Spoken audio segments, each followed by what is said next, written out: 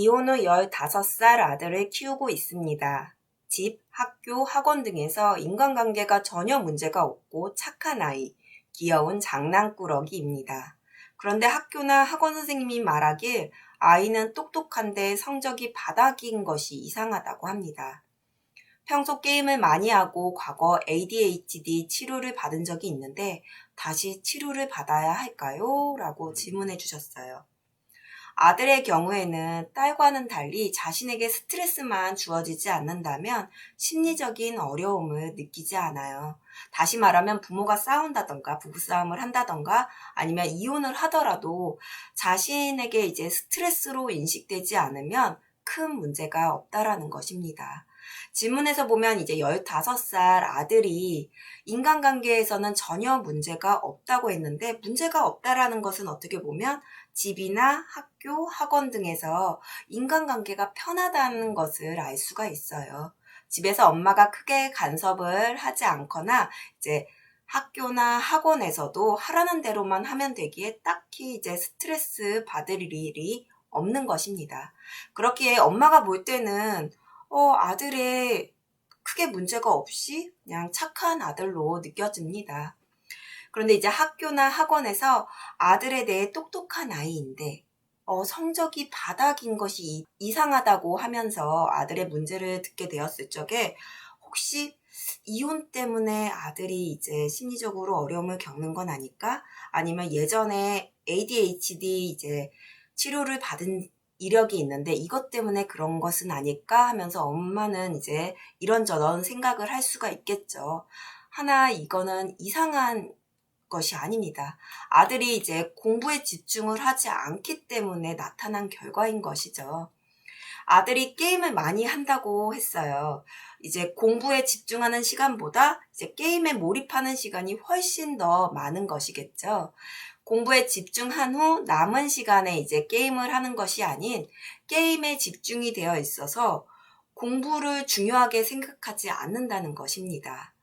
이렇게 되면 10시간을 공부한다고 했을 때 그냥 10시간 앉아 있는 것일 뿐이겠죠.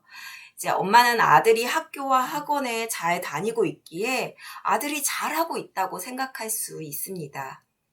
게임을 많이 한다고 해서 게임 중독은 아니지만 현재 아들은 게임에 많이 집중되어 있는 것은 맞습니다. 다시 말해 이제 게임 과다인 것이죠.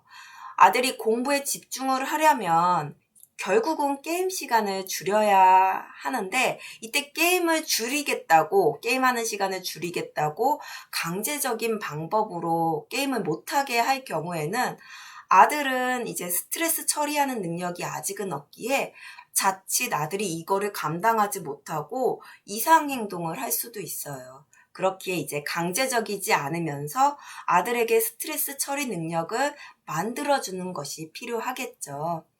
또한 이제 과거에 ADHD 치료를 받은 적이 있다고 하셨는데요. 이 또한 스트레스를 처리하는 능력이 없고 아들이 이제 집중력이 뛰어나서 다른 아이들보다 빠르게 이해하기 때문에 실증을 금방 내면서 과잉 행동을 동반하지 않았을까 합니다.